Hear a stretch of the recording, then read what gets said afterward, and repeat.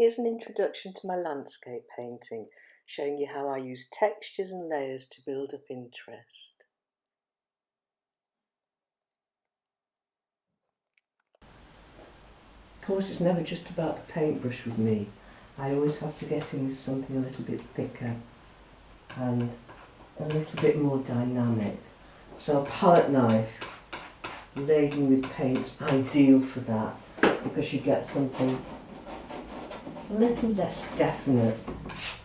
You can move it around and get some really happy accidents when it just sort of scrapes across the page. You've got an idea of what's going to happen, but there's always something unexpected, and that's usually the nicest thing that happens, and you just work with that. And also some of these marks that are left behind, you can scrape into and make a texture so that you can then layer on top, and the subsequent paint layers just pick up on that texture.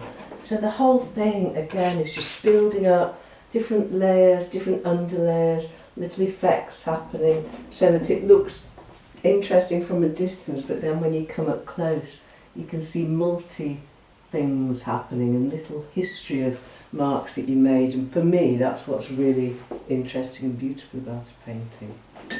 More later.